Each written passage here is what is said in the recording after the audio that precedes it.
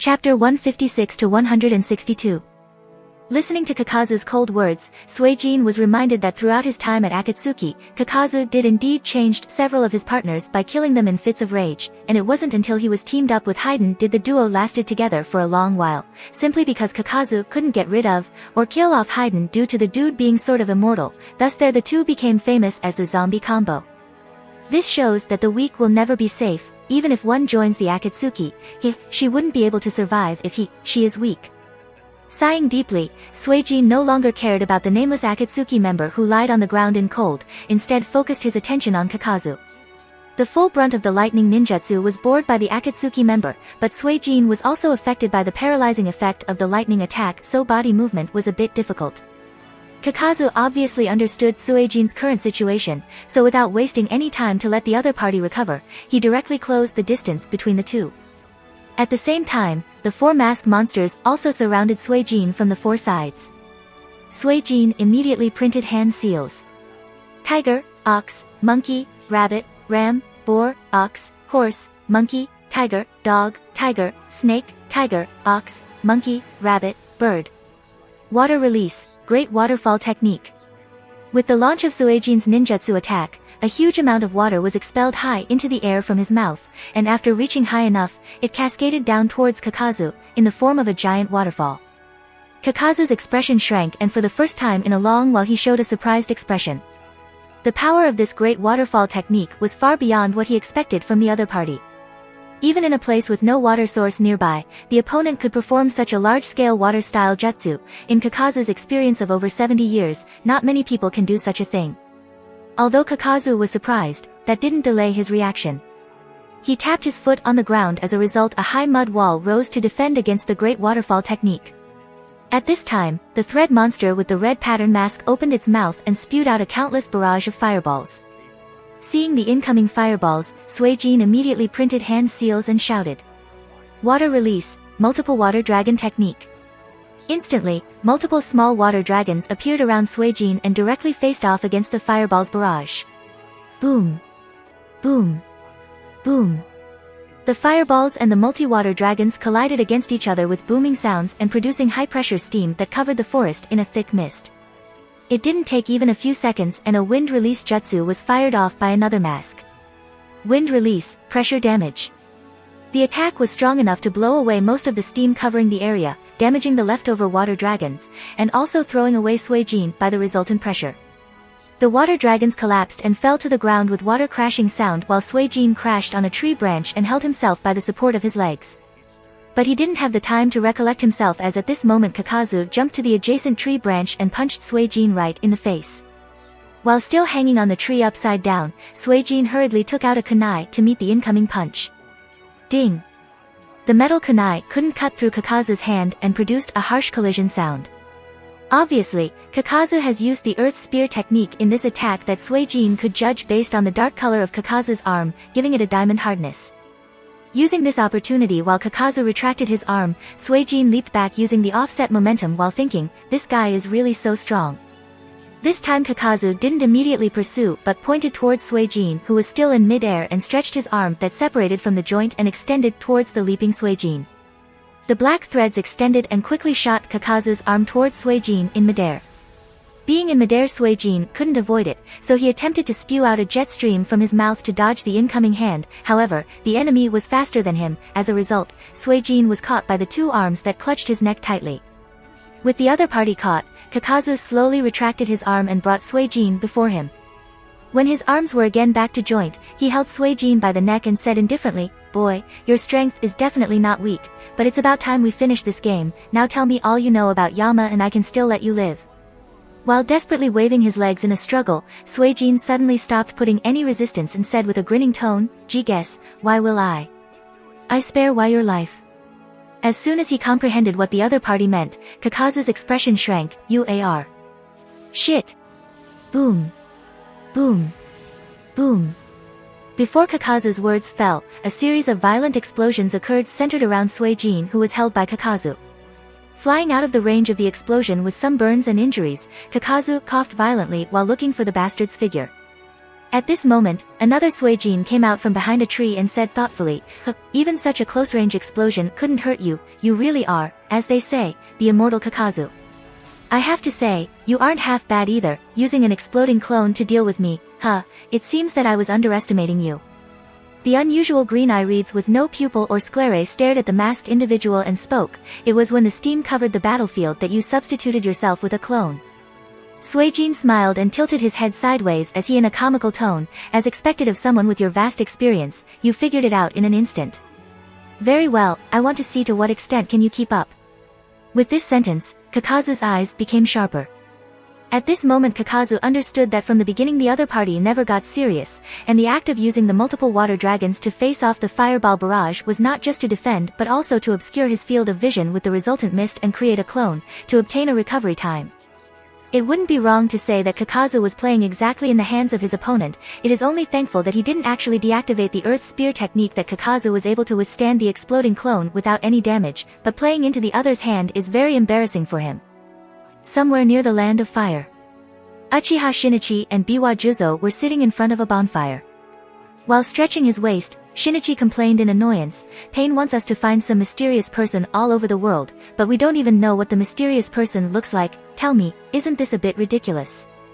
For all you know, Yama could be anyone, in fact, some neighbor, and we wouldn't know, cause the guy wears a freaking mask. How are we supposed to recognize him when he appears before us without the mask? Biwa Juzo, sitting on the side, leaned against a rock boulder, unperturbed by Shinichi's ranting. He didn't react to Shinichi's complaining at all, and it seemed as if he was already accustomed to Uchiha Shinichi's daily grumpiness. While the two were sitting, suddenly a thought wave was transmitted to the two people's minds. Immediately Shinichi curled his lips and said, now what does the leader want? Biwa Juzo didn't say much, just made a few hand seals and muttered, the magic lantern body technique, connect. As soon as the two used the magic lantern body technique, their thought waves were converted into illusionary projection and appeared inside a cave. The cave looked gloomy and dark with the face of a wooden statue that looked very strange with 9 closed eyes and an open mouth that contained a large scroll between its teeth. The illusionary projection appeared on one of the fingers of the statue. Coming back to the familiar sight, Uchiha Shinichi looked around and discovered that in addition to him and Biwa Juzo, the leader of the organization has also brought 2 other Akatsuki members. Pain, who stood on the thumb of the right hand, said, Kakazu's team has encountered a powerful enemy in the territory of the Land of Fire. From the report Zetsu has delivered, the other person is somehow related to Yama, Orochimaru, Sasori, Uchiha Shinichi, and Biwa Juzo. The 4 of you are nearest to Kakazu's location. I want the 4 of you to go after him and immediately capture the other party alive. Shinichi said, from the looks of it, Kakazu appears to be a strong guy. I didn't expect that the ragdoll couldn't even handle another bounty ninja. Orochimaru's gaze stayed on Shinichi for quite a while before he turned towards Pain and asked, is the other person Yama? Pain shook his head. There is no detailed information about the other party, only that he is related to Yama, therefore, you are to go after him. At this time, Sasori and his Hirako puppet questioned, location? After telling the 4 people the location of Kakazu, Pain said, disband. Immediately the spiritual projection disappeared from the cave. The ninjas in the traditional Akatsuki cloak were running fast towards the Land of Fire. Their movement speed was so fast that they left a trail of afterimages behind. The ordinary civilians who saw them couldn't help but be dazed for a while, thinking that what they saw was probably some sort of hallucination. While running, Uchiha Shinichi said to his partner next to him, do you think that the lead this time would be worth making us rush all the way?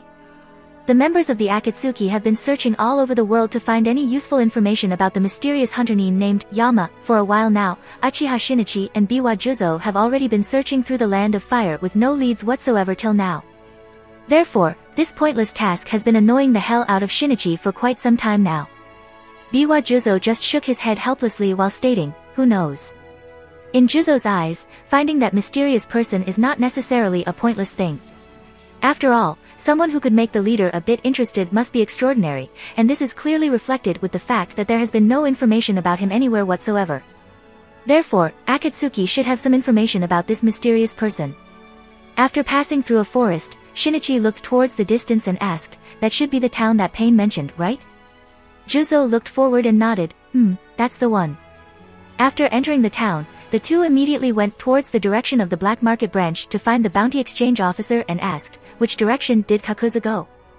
Zenji didn't dare to conceal anything, so after giving out the information he quickly pointed in the direction where Suijin and Kakuzu had left. Kakuzu-sama and Suijin-sama have left in that direction. Suijin. Shinichi frowned, but doesn't the information states that it should be Yama? Zenji explained with a wry smile, it is indeed Suijin-sama, who is fighting against Kakuzu-sama, and according to Suijin-sama, Yama is their leader.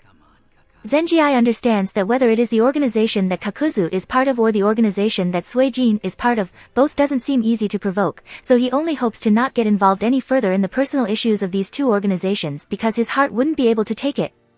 Listening to Zenji mention the other organization, Shinichi chuckled in intrigue. Oh, the other party is also a part of some organization. Juzo said with a serious face, come on, let's go. After leaving the town, the two of them went in the direction pointed by the bounty exchange officer and soon found the distant sky covered in black clouds with occasional lightning and thunder sounds. That's strange, why are the clouds only in that area? Shinichi muttered curiously. The clouds do seem strange, the altitude is also very low, my guess is that they are the result of unnatural phenomenon, possibly produced due to someone fighting in that area, so Kakuzu should be there. A shinobi with a wealth of experience who has survived even the encounter with the Gate of Death was quick to judge. At this time, Shinichi turned his gaze to the side and said, someone is coming. Juzo was immediately alert, is it the enemy? After feeling a bit, Shinichi added, don't worry, the two are Orochimaru and Sasori. Without making them wait much, Orochimaru and Sasori's figure appeared before the two. Orochimaru glanced at Shinichi and said with a hoarse voice, aren't you two a bit slow? Ignoring Orochimaru's sentence, Juzo pointed towards the rain cloud in the distance and said, it seems that Kakuzu and this Suijin guy are fighting there. The young figure of Sasori who was standing atop of a tree turned over and said with a chiseled grin, the movement there is really big, the other party seems to be a good puppet material. Shinichi was disgusted by Sasori's antics and snorted coldly, Baka, Pain ordered us to capture the other person alive, I am afraid that you can't have your fun here. On the battlefield. The steam produced by the continuous collision of water and fire filled the entire surrounding forest in a thick cover of mist and the light drizzle from the rain clouds, giving a hazy look to the battlefield. At this time, Suijin crouched on the ground looking around carefully. Several of the mud spikes immediately rose from the ground, but before they could reach high enough, a severing slash of water cut through all the spikes around a 360-degree with Suijin at the center. Kakuzu was surprised, the battle between the two has been going on for quite a while now and yet neither side has been able to gain the upper hand. The more he fights the other party, the more he has realized that the other party has an amazing degree of water nature release mastery. From start to finish, the opposite party hasn't used any chakra nature other than water release. This made Kakuzu conclude that Suijin, as the name suggests, has water chakra as his only nature, but even if he lacks any other element, the degree of water release alone is amazing. While Kakuzu was thinking this, Suijin was also analyzing his situation. After this short confrontation with Kakuzu, Suijin found out that dealing with Kakuzu isn't as easy as he initially thought. This guy is way too cautious and isn't leaving any opportunity for him to destroy those masks. With the combination of the 4 masked thread monsters, Kakuzu can use all 5 basic chakra release with various combinations, that adding with Kakuzu's undead ragdoll body and unpredictable taijutsu style combined with his experience and cautious plus cunning nature makes him a fierce enemy to deal with. The most troublesome thing is that the black thread monsters can fly in the air and their cooperation is very tacit, making it more difficult for Suijin to destroy them. Even with all that trouble, Suijin has still managed to keep the battle to equal grounds, which is a big thing considering that he only uses the water release. I guess I have had my fun for now and it's about time I retreat. Thought Suijin, as the amount of refined Ryumyaku chakra he has access to without the Tenseigan purifying it is reaching the limit. If he uses too much of Ryumyaku chakra, there are chances that the petrification effect will start to appear.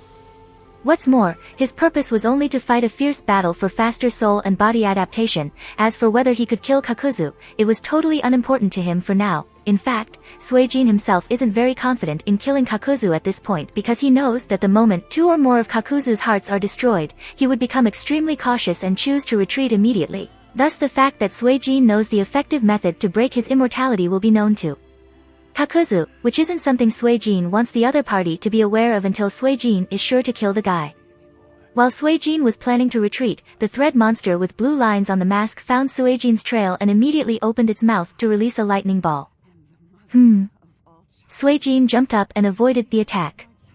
Earth release had obvious restraints on water, as water breaks when facing the earth, whether it is earth wall or body hardening, these ninjutsus have a natural restraint, even though Suijin's water release is extremely overbearing because of high-intensity water nature chakra, but the proficiency is still far from reaching Senju Tobarama's level. But in the face of Kakuzu who can use all 5 chakra natures with equal proficiency, more and more faults and lack of experience in using water release are starting to come to light as the battle continues. After landing behind a tree, Suijin observed the 4th red monsters with the Byakugan as finding their position is an easy task for him, and turning his head downwards, he also spotted Kakuzu hiding within the earth. Now, this was the perfect opportunity for him to retreat while Kakuzu hid inside the earth. However, the moment he was about to flicker away, he noticed the arrival of several chakra sources coming straight towards them with an explosive speed. Moreover, Suijin knows who these chakra sources belong to, at least, he recognizes the 3 of them. And without making him wait for long, the 4 figures appeared on the 4 sides one after another. And seeing those familiar faces, Suijin couldn't help but smile bitterly while thinking to himself, is it possible that my good luck days are finishing? How come the Akatsuki teams have come here together? Standing atop a tree, Uchiha Shinichi stood with hands folded around his chest and snorted, "Yar yar, Kakuzu, you can't even clean up such a low-level guy." At this moment Kakuzu appeared out of the ground as if he wasn't exhausted in the slightest and said with an irritated tone of voice, "You think this guy is that easy to deal with, then why don't you try?" Biwa Juzo, carrying his loyal Kobikuribocho on his shoulder commented after observing the battlefield, "I would say that not even many shinobi of Kirigakure would have such high-level mastery of water release." Listening to Kakuzu and Juzu's words, Sasori said eagerly, "You think? In that case, I will deal with him, I am very interested in him, I want to examine if he a good puppet material." While the last person, Orochimaru lazily leaned against a tree, observed Suijin for a while then lost his interest, and his gaze shifted towards Uchiha Shinichi, as he licked his lips in fascination. Ordinary ninjas, even if they are a bit stronger don't interest Orochimaru anymore, what he cares more about are those precious Manjikyu Sharingan inside Uchiha Shinichi's eye sockets. As I thought, it's Orochimaru, Shinichi, Sasori, and finally Biwa Juzo, thought Suijin. Aside from Biwa Juzo, Suijin was already aware of Orochimaru, Shinichi, and Sasori because he recognized their chakra signature. And Suijin standing in the center being surrounded by 5 Akatsuki members felt a little helpless. All of them were looking down on him, which was something he didn't like, so he jumped on a tree and stood at the same height, still being surrounded by the 5 sides. Looking at each of them one by one, he finally spoke, "I have to say, you have a lot of people in your organization." Shinichi said at this time, "It would be best that you don't resist and come with us willingly so as not to die accidentally." Glaring daggers at him, Suijin cursed Shinichi under his breath, "This idiot." Juzo pointed his Kobikuribocho towards Suijin and questioned, "What organization are you in, and who is Yama?" Suijin pondered a little and said, "You tell me the name of your organization and I will tell you the name of the organization I am in." Suijin needs some time to refine some Ryumyaku chakra, therefore he decided to humor the Gokatsuki. Otherwise, he is sure that escaping from here is an almost impossible task, that is only unless he chooses to blow his cover. Hearing Suijin's response, Juzo nodded as he seemed to have the idea of recruiting the other party in the Akatsuki, so he said, "Our organization is called Akatsuki, and our goal is to bring peace to the shinobi world. For that reason we are collecting individuals with good strength to help us achieve it. I see that your strength is good, join us, we could use someone like you." Akatsuki. That's such a cliché name, don't you think? With a pause, Suijin continued, "But I am not the one to judge, and although I am honored to be invited to join such a high-level organization that seems to hide such monsters from so many villages at once, which makes me wonder the identity of your leader who could reign in you guys? But you'll have to forgive me as I have already sworn my loyalty to the organization I am part of. It's called Amatsukami, and I too think that some of you have good strength and potential, why not join the organization that I am part of?" Amatsukami. Sasori muttered while taking out a scroll from his ninja bag, "And you say that Akatsuki is a cliché name." At this time, even Orochimaru was slightly intrigued and paid some attention to Suijin and the clothing that Suijin wore. It wasn't difficult for him to judge the various seals sewn all around that cloak with the golden thread. But what surprised him more was the unfazed temperament the other party displayed when put in such a situation. In Orochimaru's eyes, even those powerful ninjas bearing the title of Kage of the 5 great shinobi villages would sweat heavily and panic when surrounded by the 5 sides. Even Orochimaru dare not say that he would be any different from those Kages. After all, there are 5 near Kage tier ninjas that are surrounding Suijin from the 5 sides, there is no possible escape route, and still, the other party has the gall to be so casual? This shows that either he is plain stupid, maybe over extremely cunning, or that he just has enough confidence to make it out alive. If it's the first and second possibility, then it wouldn't be too troublesome, but Orochimaru is unwilling to believe that it's the third option, because he doesn't believe that anyone other than the god of shinobi or his rival could have such strength. And now there is the mention of Amatsukami, it seems there are more of such guys. His guess is that Yama is also part of the Amatsukami. If this doesn't make Orochimaru interested, then what will? The term Amatsukami itself implies something. Therefore, his attention was now focused on Suijin as his tongue hung out.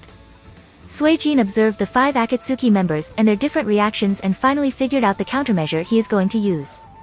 As for the reason he didn't panic, it was simple. The Suijin body is just a clone body, although of extremely good quality, but still a clone body, so even if the clone is destroyed, it wouldn't have any effect on Suijin himself. In the worst case scenario, he will lose the clone, but that's not something to be very worried about, as there is still another clone body in the secret laboratory.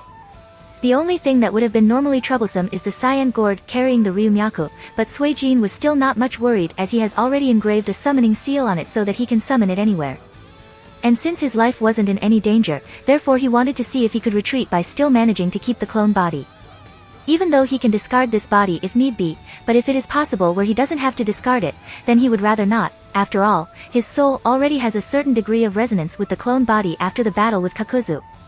And that resonance between soul and body is the direct sign of soul-body adaptation. This is why he would try to escape with the clone body if possible. With that decided, Suijin's eyes fixed on Uchiha Shinichi, and he decided to carry out his plan of escape. If this plan works, then the percentage of a successful retreat would increase. While Suijin was beginning to start his escape plan, Sasori on the opposite tree unrolled the scroll in his hand with the term ice written on it. Poof! And out came a corpse puppet before everyone with a burst of white smoke. Suijin observed the puppet dressed in the Kirigakura's shinobi vest and forehead protector, implying that the poor ninja belonged to Kirigakura before Sasori laid his hands on the other's body. Moreover, what surprised Suijin was the cold chakra that he could sense from the Kiri puppet, and he thought to himself, could it be that the puppet was a user of Ice Release Kekii Genkai? Ice Release has a natural restraint on water release, so without delaying anymore, Suijin took a deep breath to initiate his plan, escape from Gokatsuki, and shouted after printing a series of hand signs, water release, water colliding wave. Instantly, a large amount of water rose up like a massive tornado, forming a giant waterspout. The moment this waterspout reached its extreme point, it burst explosively and the water rushed in all directions like a high wave with Suijin as the center. In the face of such a huge wave, the 5 Akatsuki members didn't resist from the front, as that would only waste their chakra, but dispersed in different directions. The moment siege was broken, and when no one expected it, Suijin took advantage of the cover provided by the water wave and rushed towards Orochimaru. Tiger, rat, horse, snake, dragon, hand clap, water release, water severing wave. The chakra needed in his stomach was released as a high-pressure water jet from Suijin's mouth, which slashed towards Orochimaru, cutting everything in its path. Orochimaru squinted slightly and avoided the water-severing wave by twisting his head strangely, and while still in the air, he stretched out his right hand towards Suijin. At the moment the snake hand was close to the other party, he used several shadow snake hands to fire poisonous snakes towards him with the added lightning chakra that further increased the final speed by several folds. Suijin has long expected this attack and dodged them one after another with short body flickers, and used a rising water slash to cut off the lightning shadow snake hand. The lightning-imbued snakes were cut off and squirted hot blood that soon evaporated. With that out of the way, Suijin stepped over the water wave and leaped towards Orochimaru as he spoke, "Rule 1 of a battle, take out the weakest guy first." Weakest. The weakest. The weakest. The weakest. The weakest. Orochimaru smiled lightly as the sound of "the weakest" was again and again heard throughout the battlefield and in his mind like an echo. Anyone familiar with Orochimaru's character can realize that although there is a slight smile on his face, those golden and vicious snake pupils were clearly reflecting the murderous intent in his heart, and since Suijin was familiar with Orochimaru, he knew that the first step of his plan was a success. The other 4 saw that Orochimaru and Suijin have started a fight, so Sasori didn't rush to use the ice puppet, but stood aside and watched the show. Kakuzu, Juzo, and Shinichi also listened to Suijin mocking Orochimaru but didn't rush to intervene and watched the two of them fight each other. After having a short bout with Orochimaru, Suijin suddenly turned around and ran in Uchiha Shinichi's direction. Orochimaru naturally wouldn't let him go so easily and followed after him. Shinichi saw that Suijin was running in his direction and his smirk widened as he said, "Hey, are you trying to run away? Ha ha ha, if that's what you are trying to do, then coming towards me was the wrong decision you made." Orochimaru, who was chasing Suijin, noticed that Shinichi's entire attention was focused on Suijin coming towards him, and seeing that Orochimaru suddenly had an extremely crazy idea. Someone like Orochimaru, who doesn't even care about the position of the Hokage, naturally doesn't give a damn about the Akatsuki. His entire purpose of joining the organization was to gather more knowledge from the group and his interest in the Rinnegan Eyes of Pain. However, the cruel reality soon made him understand that with his current strength, he wouldn't be able to seize the Rinnegan from Pain, which is known as the Eyes of the Sage of Six Path. With that realization, all he could is to look at the next best dojutsu, which just happens to be the Sharingan, at least in his knowledge. When he heard of the news that Shinichi of the Uchiha clan awakened the legendary Manjikyu Sharingan, he was really ecstatic and felt that the Manjikyu Sharingan was already in his pockets. But during his follow-up investigation, he soon found out that Uchiha Shinichi with just the powers of his Manjikyu Sharingan stirred up Konoha upside down. This does have a lot to do with the lack of strong combat power in Konoha, but the main reason was because of the unusually powerful abilities he awakened with the Manjikyu Sharingan. The basic information that it is very difficult to kill Shinichi was obviously passed to him, and this made Orochimaru more eager to obtain those eyes, but at the same time, it also made him understand that obtaining Uchiha Shinichi's Manjikyu Sharingan wouldn't be so easy. Due to this, Orochimaru has been waiting for a perfect opportunity to make the shot and take away both the eyes in one fell swoop, but it's a pity that the Akatsuki members operate in a two-man team, and unfortunately, Uchiha Shinichi is not his partner. Therefore, Orochimaru could only covet those eyes from a distance while waiting for the opportunity to come. And now that such a golden opportunity has appeared before Orochimaru, how could he not take the chance? Suijin didn't turn his head to observe Orochimaru. He didn't need to turn his head to know how restless and eager Orochimaru's heart would be at this moment to take Shinichi eyes. After all, no one knows Orochimaru better than him. Orochimaru's desire to obtain the Manjikyu Sharingan is much deeper than one might imagine. And this greed of Orochimaru is the most important key to Suijin's escape plan. He knows that if presented with the opportunity, Orochimaru wouldn't hesitate to attack Shinichi, and the moment he does so, the current 5 members that are present here will fall into a chaotic state, which will give Suijin the best chance to make an escape out of this predicament. Looking at Uchiha Shinichi, who was very eager and planning an attack to attack him, Suijin cursed under his breath, "Idiot, don't be so eager to kill me that you really end up having your eyes gouged out by Orochimaru." Not even a second later, Suijin and Orochimaru quickly approached Uchiha Shinichi. Just before he was a few meters away, Suijin quickly used hand seal and spoke. Water clone technique. Instantly, Suijin used the water clone technique to create a water clone and change the course. One body went to the left side and the other went to the right side separately. What? Shinichi frowned slightly, and even with his Manjikyu Sharingan, he couldn't exactly distinguish between the real Suijin and the water clone. Similar was the case with Juzo, Kakuzu, and Sasori, as they too couldn't tell which one was real and which one was the water clone. While Orochimaru, who was running just a few steps behind Suijin, didn't respond to the sudden change as his entire attention was focused on Uchiha Shinichi. At this point, he was less than 8 meters away from Uchiha Shinichi. Such a short distance is close to nothing for a ninja of his level. Shinichi also noticed that Orochimaru didn't continue to chase Suijin, who changed his direction of escape but was rushing straight towards him, so he immediately asked, "What do you want to do?" But before Shinichi could complete the sentence, Orochimaru jumped straight towards Shinichi like a cannonball and stretched out his right hand to take away the Manjikyu Sharingan off Shinichi's sockets. In the short span of time from the moment Orochimaru jumped, Shinichi didn't panic as expected by Orochimaru. Instead, he printed the hand seals instantly and opened his mouth to fire a large fireball at Orochimaru. The heat emanating from the fireball evaporated all the nearby water, giving a red glow to the forest. Orochimaru, who was very just a step away from the fireball, didn't dodge it and dived right into the fireball technique. Even if this body is melted and burned by the high-temperature flame, he didn't care at all.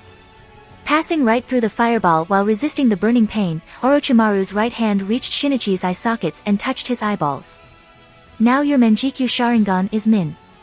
Bang! But before he could celebrate for taking out those eyes, Shinichi's body disappeared by turning into white smoke. The sudden disappearance of Shinichi left Orochimaru stunned, and he muttered in a daze, a shadow clone. How could it be a shadow clone? Orochimaru has been paying close attention to Uchiha Shinichi from the moment they arrived here. He can be sure that Shinichi didn't use the shadow clone technique, so the only possibility that remains is that Uchiha Shinichi in front of him was a shadow clone from the very beginning. The first person to react to the sudden change was Shinichi's partner Biwa Juzo. Before Orochimaru could come out of his stupor, Juzo had already rushed towards him with the Kubikurabocho. Orochimaru, how dare you betray the Akatsuki? Finally regaining his self, Orochimaru spits out the Kusanagi blade to meet Juzo's slash with a sly smirk on his lips. And for some reason, Juzo was increasingly annoyed by that sly smirk. Kakuzo glanced at Orochimaru and Juzo duking it out, then turned to look at two Suijin escaping in the opposite directions and finally said, "Your matter, solve it yourself, I am going to chase after that guy." With that said, Kakuzu along with the fourth red monsters randomly choose one Suijin and chased after him. On the other hand, Sasori deeply stared at Orochimaru, and without saying much, he manipulated the ice puppet and chased after the other Suijin. Since they can't distinguish between the real Suijin and the water clone, so Kakuzu and Sasori separated to chase after each of them individually. Suijin, who aimed to break out of that siege, also noticed everything that happened with his Byakugan and smirked while thinking of what would Orochimaru be thinking at this moment. He was also happy to see that Shinichi hadn't forgotten the instructions Suijin gave him, and never dropped his guard against the other Akatsuki members, so he was sort of prepared for Orochimaru's sudden attack. And finally, he was extremely happy that his plan to induce infighting went unexpectedly well. The original 1 vs 5 has now become 1 vs 1. After turning to look at Sasori, who was chasing after him, Suijin started to think of the next step to take. In fact, he is a little sad. If only he had the Tenseigan in this clone body, then he would be able to again take away that ice release puppet, but alas, luck won't always be by your side. Shaking his head, Suijin began to analyze the situation while still continuing the Naruto run. Currently, he literally didn't have much chakra left, as the natural energy from Ryumyaku has started to slowly invade his body the more Ryumyaku chakra he uses, so urging the Ryumyaku to borrow chakra is not an option. Now it's not that he can't continue to fight Sasori with the amount he has left, but it would still be better not to engage because Kakuzu would soon figure out that he is chasing after the water clone. Therefore, escaping is the best course of action. What's more, Sasori's strength should also be close to the level of Kakuzu, even though he no longer has the Sandaime Kazekage puppet, but Suijin still wouldn't underestimate Sasori. Not to mention, the ice release has a natural restraint over water release, therefore, escaping would be the most prudent option. While Suijin turned his head to look back, Sasori spoke in a mocking tone, "You can't escape." Suijin ignored Sasori's comment and increased his speed. At this time, Sasori flicked his fingers, following which the ice puppet suddenly performed an ice release ninjutsu. Instantly, a smooth and clear ice track appeared on the ground and extended towards Suijin at an extremely fast pace. Sasori and the ice puppet slid on the ice track that increased their chasing speed, thus the relative distance between Sasori and Suijin kept decreasing. Seeing such a method being used, Suijin's eyes widened in surprise. Ice release can also be used like this. Noticing that the relative distance between the two was continuously decreasing, Suijin's face sank. He suddenly stopped, and jumped on a tree. Seeing that Suijin stopped, Sasori too stopped and said with a chiseled grin, "Haha, I'll kill you here and no one will know." Sasori didn't care about Pain's order to capture the target alive. This is because Sasori didn't believe that the Amatsukami organization that Suijin was talking about could threaten the Akatsuki. In his opinion, it is obviously better to kill them directly and use their corpse to make puppets instead of wasting a lot of time capturing them. Suijin focused on his surroundings, and after confirming that there was really no one chasing him other than Sasori, he breathed a sigh of relief while simultaneously thinking of the countermeasures. However, Sasori didn't give Suijin any breathing period and immediately flicked his fingers, manipulating the chakra line, and said softly, "Ice release secret technique, 1,000 flying ice needles of death." Instantly, the moisture in the air condensed into thousands of ice needles, hovering in the air, all pointing straight towards Suijin. Suijin's face stiffened, and with his insight, he could see that the suspended ice needles were cutting off all his retreat routes, leaving him with no choice but to fight Sasori. Damn, it seems that I wouldn't be able to escape so easily. Initially thought that provoking internal conflict would give the best chance to retreat, but didn't think that Sasori's mobility would be so high with the ice puppet. It seems that from my previous feats, I started to underestimate the Akatsuki, muttered Suijin with a sigh. Now focusing his mind, Suijin devised a strategy on how to effectively deal with Sasori. Seeing the other person just standing on the opposite tree, Sasori said, "Already lost the fighting spirit?" Ha, it's a pity that I still won't capture you alive, so you will only be becoming a part of my collection. Leaving that sentence, Sasori waved his hand fiercely. Swish. Swish. Swish. Swish. Swish. Thousands of ice needles suspended in the air rushed straight towards Suijin standing on the tree. Water release, water severing slash. Almost at the same time, Suijin used the water severing slash to cut the tree next to him, then reverse kicked the broken half of the tree trunk towards Sasori. At the same instant, he jumped on the tree trunk that was rushing towards Sasori. Tuck. Tuck. Tuck. Tuck. Tuck. Tuck. Tuck. Tuck. Tuck. Tuck. Tuck. Tuck. Tuck. Thousands of ice needles hit the spot where Suijin was standing with a piercing momentum, causing the tree to break and sawdust to fly off. Even Suijin wasn't spared as several of the needles pierced his back, causing blood to leak out of the wounds. Be that as it may, Suijin just gritted his teeth while focusing his attention on Sasori. Boom. With a booming sound, the tree trunk slammed into the position where Sasori just stood a moment ago. Hidden behind the tree trunk, Suijin stomped on the tree and leaped up using the reaction force, and again made a reverse kick at Sasori, who was still in midair. At this time, Sasori had a playful look while still in midair, but his fingers kept flickering. Ice release, ice lock. The ice puppet that was on the left side of Suijin immediately turned around and fired a stream of freezing water that entangled Suijin's left arm. Suijin didn't even turn his head to look and waved the kunai in his other hand to cut off his left hand bound by the ice ninjutsu, then again rushed towards Sasori. The sudden action of abandoning the arm left Sasori a little dazed, and before he could react, Suijin was already in front of Sasori with his kunai piercing Sasori's chest. Although Sasori couldn't block the kunai, he managed to barely avoid the core area, then kicked Suijin violently, sending him flying, and himself too flew back using the reaction force. Both flew out on the opposite side, but neither was idle while in midair. Suijin bit his finger and slowly made several hand seals from his only hand and spoke. Kuchios no Jutsu. Bang! With a loud burst of white smoke, a sturdy large wild boar suddenly appeared in the forest. Suijin steadily landed on Okinabuta's back and shouted, "Run!" Okinabuta, with a large tiger in its mouth, was a little confused as to how come he suddenly appeared here. Obviously, he wasn't used to being summoned. However, when he received Suijin's order, he stood up on its hooves and ran wildly with loud thumping sounds. On the other side, Sasori looked at the kunai piercing through his chest with a few detonation charms that made a burning sound tied to the kunai. Immediately, removing the kunai off his chest, Sasori threw them away while he unfolded a scroll with the other hand. Bang! A salamander-type puppet named Sanshuo appeared out of the scroll, and the moment Sasori landed on the ground, he rolled sideways and hid inside Sanshuo, which is a defensive puppet created by him. Boom! Boom! Boom! Not even a second passed when Sasori hid inside the puppet, and the detonation charms caused a loud explosion.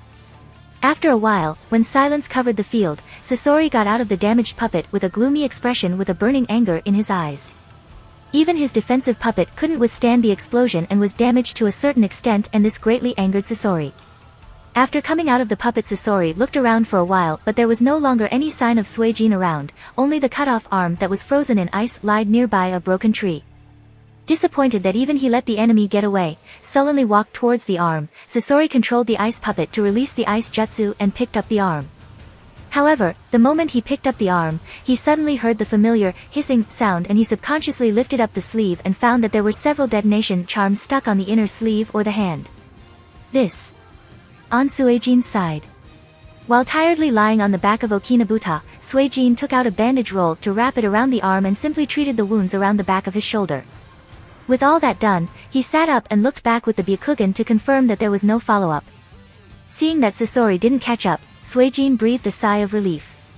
At this time, he noticed the large tiger that was still held by Okinabuta in its mouth, and Kuroto was annoyed. While trying to calm himself down, Suijin shook his head helplessly and said, "Just throw that tiger, you can eat so much later. This is an escape, you can't keep that tiger in your mouth."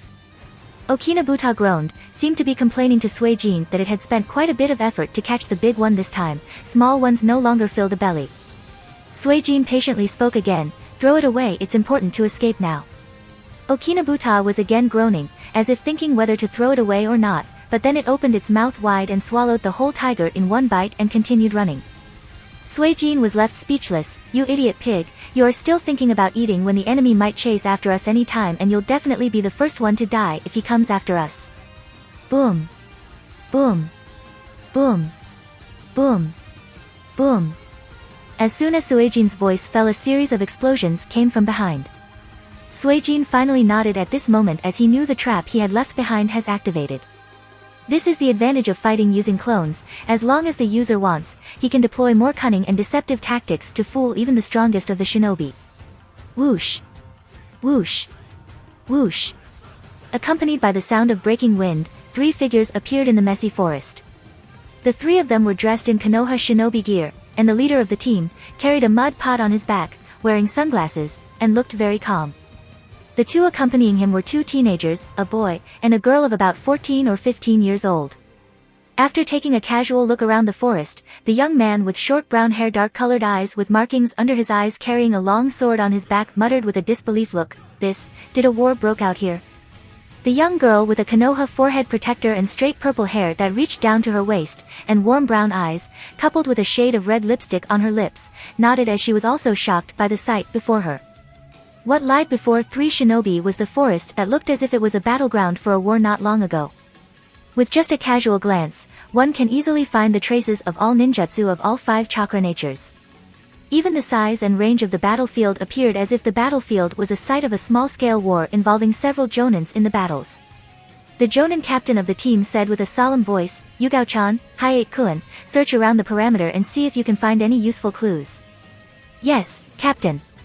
With the captain's order, both Yuzuki Yugao and Gecko Hayate immediately dispersed. After a while, Yuzuki Yugao landed on a big tree while in search of any possible clues. This is... Looking at the corpse of a snake lying on the ground near a burning tree, Yugao muttered in surprise. After checking the snake corpse, her face immediately changed. This is a snake from Orochimaru. Could it be that Orochimaru was also involved in this battle? With that conclusion, Yugao sealed the corpse in a storage scroll and continued to look around. After the 3 reunited, the captain asked, So, did anyone find anything? Yugao nodded and brought out the snake's corpse and explained, Captain, I found this. From what I can guess, this should have been used by Orochimaru. That means we can conclude that Orochimaru too was part of what happened here. Picking up the snake's corpse, Captain frowned slightly. The news received from the black market bounty officer states that what happened here is the result of a feud between 2 bounty nin organizations, so how could Orochimaru be involved? Cough cough. After recovering from his coughs, Hayate said with an unpleasant expression, if 2 bounty nin organizations had a feud that could affect such a large-scale battlefield, then the total number of people involved should be well over a few hundred. The captain nodded, agreeing to Hayate's guess. After all, ordinary bounty ninjas are only at the level of a genin or a chunin. Just 3 or 4 bounty ninjas can't affect such a large battlefield. Therefore, the most reasonable analysis points towards the involvement of more than 100 bounty nin here.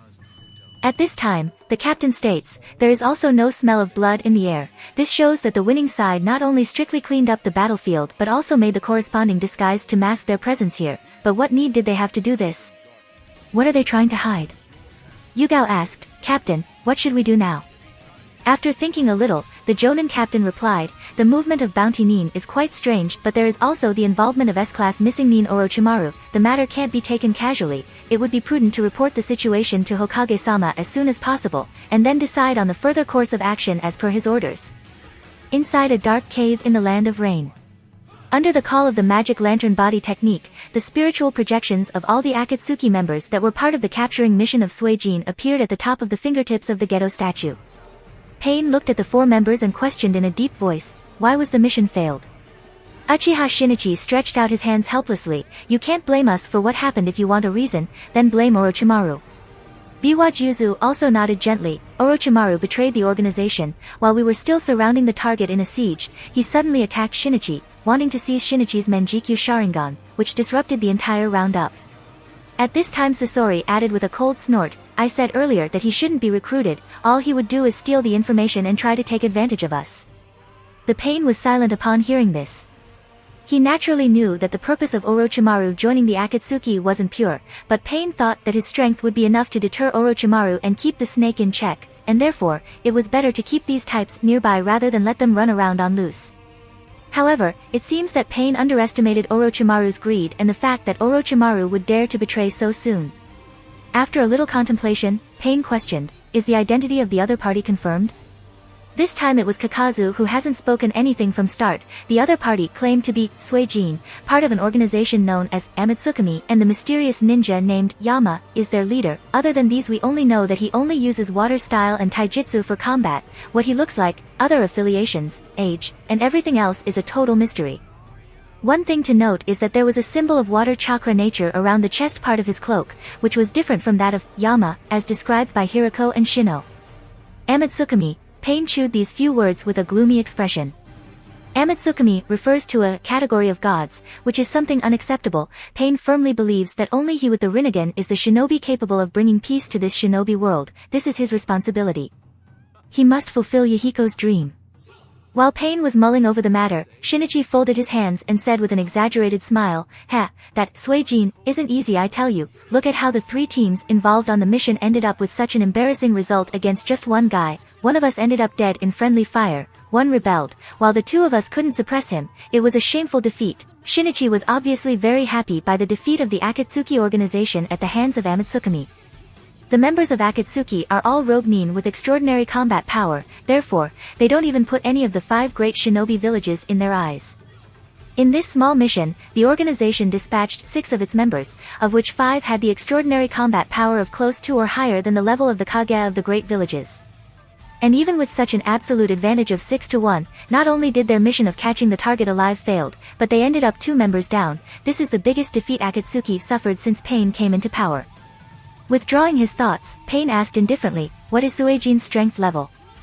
Kakuzu said, I hate to say it but he was very strong, although he only used water style and basic taijutsu along with some use of tools. Taijutsu alone surpassed the level of a jonin, but the most exaggerated was his proficiency in water style. What's worrisome is that he appeared inexperienced in water style at the start and gradually improved during the combat. If he is allowed to grow, I wouldn't be surprised if he even surpassed Konoha's Naidame Hokage in water style.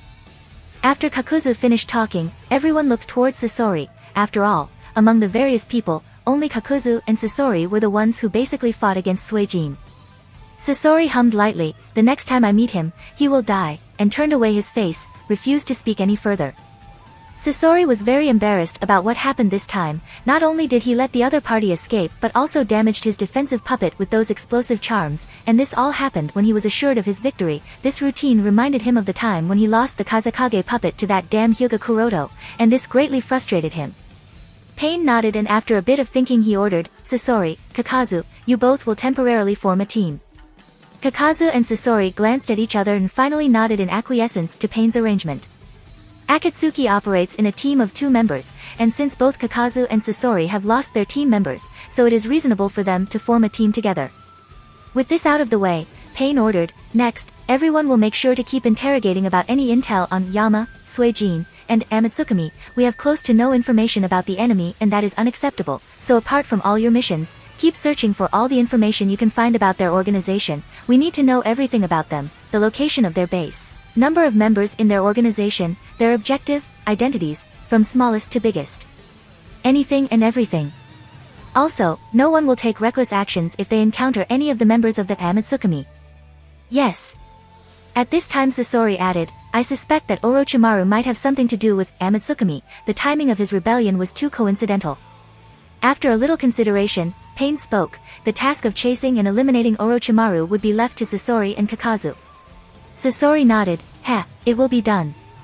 After finally taking a look at the several members of the Akatsuki, he spoke, disperse. After deactivating the magic lantern body technique, Pain's consciousness appeared back on the tallest tower on the Rain Village.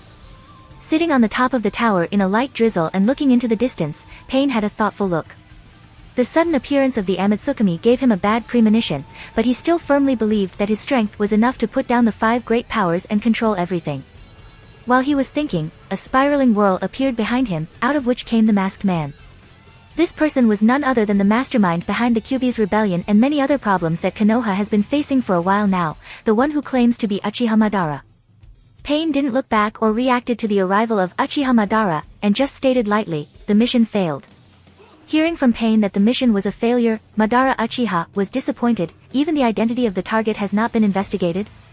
Any trace of Yama has disappeared, while the three teams failed to catch Suijin. The only intelligence obtained states that they are part of an organization called Amitsukami, and Yama's is their leader. Amitsukami? Muttered Madara, while thinking to himself, is the person I met at the root base also part of this organization? But if that's the case, why do I feel that I somehow know that person? You have been alive for such a long time, Madara, are you sure you have no clue about the Amitsukami? Asked Pain. Madara shook his head with a sigh, not that I can remember. Well fine, from now on, investigating Amitsukami is also part of the objective of all teams. That sounds reasonable. Madara nodded. With that discussion completed, Pain added, Orochimaru has rebelled. This wasn't surprising to Madara, and this time said after pondering over it a little, it seems that we need more manpower to achieve our objective. Tendo Pain was silent and stated flatly after a while, no one can stop me. Konoha village, at the outskirts of the Death Forest, Hyuga Kuroto's secret laboratory. After escaping from the Gokatsuki's clutches, Suijin sneaked into his laboratory and immediately transferred his soul back to the main body. Sigh, the damage is really too much. Rubbing his chin, Kuroto sighed while looking at the state of Suijin's body.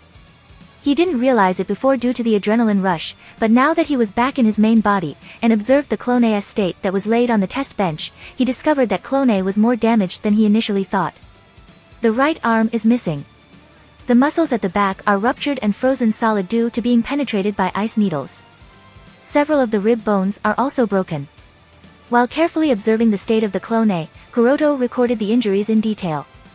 Initially thought that losing the arm was the most serious damage, but now he realized that frostbite caused by the ice release at the back is the most severe.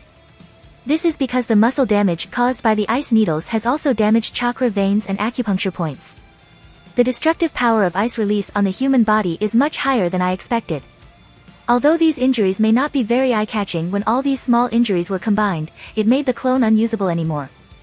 After collecting all the data, Kuroto thought a little and finally destroyed the clone, as it has already lost all its function. The encounter with Akatsuki has made Kuroto understand that simply water release wouldn't be enough to deal with the enemies of the level of the members of the Akatsuki. If he wants to ensure his safety of the water clone, he must learn ice release and master it thoroughly. With that thought in mind, Kuroto looked at the clone bee still floating in the nutrition tank, and after nodding to himself he brought out that clone to the test bench. After recording all the basic stats of clone bee, Kuroto again used the Tenseigan soul descend to transfer his soul into the clone bee body. It only took some time to get used to the new body with simple auxiliary movements. While he got used to the clone bee body, Kuroto also discovered that despite what the test data states about clone A and clone B having similar stats, that is actually not true. While his soul is actually present inside the clone B, he could feel the obvious differences between the two. The major difference is that the intensity of the primary chakra nature of clone A and clone B is different compared to the secondary chakra nature of both the clones, i.e., the water chakra nature of clone A was extremely dominant over wind chakra nature, which is not the case in clone B, as the ratio is slightly balanced. This fact did increase the power of water release techniques of clone A significantly superior than what clone B would perform with the same amount of effort, but Kuroto can be sure that this balanced ratio of the chakra nature of clone B will make it easier for him to learn the ice release Kekii Genkai. Regardless of whether clone A or clone B, both of them are the results of the fusion of his and Haku's cells, and since Haku has awakened the ice release Kekii Genkai, therefore, theoretically both the clone bodies should be able to use the ice release Kekii Genkai, because the ice release is actually the fusion of water release and wind release. It's not like it is only limited to those with special bloodline inheritance like the Sharingan or the Byakugan, therefore awakening ice release should be possible as it is more dependent on the chakra fusion, so the difference is only the amount of effort it would take. After a while, when Kuroto was used to the clone bee body for a while, he again dressed as Hyuga Kuroto, and came to the underground residence where Haku lived. Bringing Haku to a distant forest from Konohagakure, Kuroto ordered him immediately, "This time I want you to use ice release techniques, take it slowly from how you form ice from the basic level." Haku nodded and gently stretched out his right hand with the palm facing upside, and slowly a snowflake took shape in Haku's hand. Kuroto observed the entire process with his Byakugan and observed the direction and method of chakra flow while Haku formed the small snowflake in his hand. In his field of vision, he could see that when Haku used ice release, the ratio of fusion of water chakra nature and wind chakra nature is 8:2. Out of which, the major role is of water chakra, related to the shape transformation, while the wind nature is only added for the nature integration. After recording this data, Kuroto ordered, "Now show me your ice release ninjutsu." Haku asked, "Ano, Kuroto-sama, what kind of ice ninjutsu do you need me to perform?" After a little bit of thinking, Kuroto stated, "The strongest." Haku nodded and after taking a deep breath he shouted, "Ice release secret technique, demonic mirroring ice crystals." Instantly, smooth and clear ice mirrors appeared one after another around the two out of thin air and a huge ice dome was formed that enclosed Kuroto and Haku inside it. Looking at the ice mirrors around him, Kuroto asked curiously, "Haku, can you control these ice mirrors floating in the air?" "Yes, Kuroto-sama." Haku nodded and after making a leap, he merged inside one of the mirrors. Immediately afterward, the ice mirrors started circling around Kuroto, giving the dome an optical illusion as if the entire ice dome itself was spinning. Kuroto was surprised, although he could find Haku's true body if he were to use the Tenseigan. However, solely using the Byakugan, it was quite difficult as Haku's chakra was equally distributed through all the mirrors. After giving a short demonstration, Haku stopped the rotation of the ice mirrors and leaned out half of his body from one of the ice mirrors, and asked Kuroto while panting lightly, "Kuroto-sama, what else I have to do next?" Kuroto shook his head stating, "Nothing for now," and carefully recorded the chakra flow mechanism of this secret technique. In the puzzled gaze of Haku, after putting away the scroll that he used to record data, Kuroto printed the same series of hand seals that Haku just performed to cast the demonic mirroring ice crystals. Understanding what Kuroto was doing, Haku asked in a surprised tone, "Why you can also use ice release Kuroto-sama?" Kuroto didn't give an answer and just focused on the chakra flowing mechanism to control the water chakra in his body. After printing all the hand seals, Kuroto shouted, "Ice release secret technique, demonic mirroring ice crystals." With Kuroto's shout, several curtains of water appeared around him instantly. The basic shaping is completed, now on to the next step. After glancing at the thin water curtains that were very close to Haku's ice mirrors, Kuroto began to infuse wind nature chakra into them. Splash! But the moment he manipulated wind nature chakra in his body to infuse into the water curtains, the floating water curtains fell apart and collapsed, as a result, splashing on the ground.